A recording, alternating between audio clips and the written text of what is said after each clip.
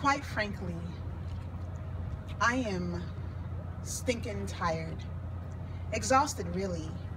My mental faculties can no longer manage your pupils as you stare at my hair, at my skin, and ask me questions about the origin of my name as if to remind me that my American is counterfeit. And that shameless attempt to mimic the pronunciation of my name so you can sound more ethnic.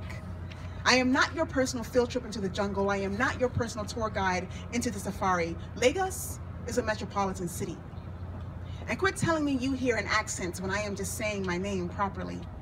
I was born and raised in DC to immigrants from a country colonized by Britain. So yes, my sentence structure might have hints of the Queen, but I have learned English in these American schools. And America, I have learned a lot from you. Among many things, you taught me what it means to be Black.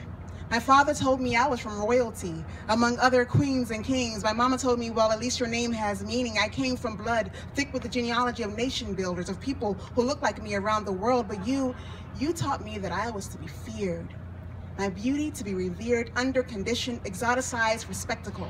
My ability to articulate my thoughts to be exceptional. Compared to those who share my melanin, but whose names come without accents.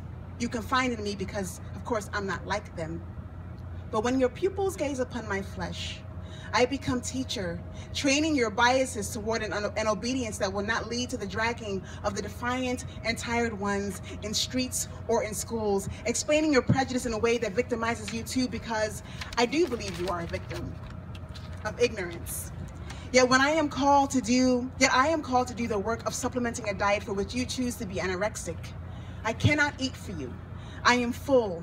My stomach is bloated with the literature that claims to help us see when one of us still remains blind, and it ain't me. I am constipated by the rhetoric of diversity and inclusion for which there seems to be no laxative to excrete this farce out. I am hardened by disappointment, so intoxicated by your politics that I see lips move but I hear no substance. I am tired. This is more than a labor of love. It is a burden of your recalcitrance. And it seems unfair to me that I am expected to do more than my share to help you care, to help you get where you don't even really want to go. I'm tired, like camels in dry heat. I need water, rest, time to grieve, because I am seeing many forms of death that, like a vampire's appetite, suck life out of me.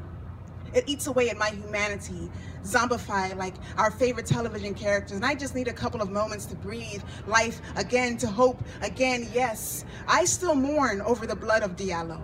41 bullets and a man armed only with his ID. I grieve for Sean Bell, who on his wedding eve was gunned down by 50 bullets because of mistaken identity. And I weep for all the brothers and sisters in between, for Trayvon, shot and killed for being suspected, found guilty in the court of public opinion, while his murderer is set free by well-trained rhetoricians, paid to defend their pockets instead of justice, and therefore excuse this thirst for blood in light of a problem of gang violence, as if aggression against Black bodies should matter less if it's self-inflicted. And what irony that the architect of that frame became an advocate for Sam DuBose. So, see, I am tired of the hypocrisy, the dissonance between your conscience and your humanity. I am tired of the energy you put into protecting your egos, defending evil against bodies who play loud music, are autistic, go shopping in Walmart, or don't use their turning signals. They wake up in the morning, mortal humans, and before nightfall, they are memorialized into digital pound signs under which we archive their names as tragedy or misfortune. But what grieves me mostly is the death of our humanity.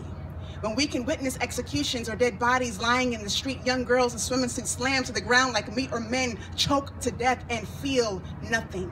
Yet we weep for lions, tigers, and bears, abused puppies in shelters, while our own species can find no place to lay their heads and weep in their own country. There is no respite for them in their own homes. It's like a piece of me is buried 6 feet deep under concrete, and I cannot breathe, but I must still use the last of my breath to explain to you why I am tired.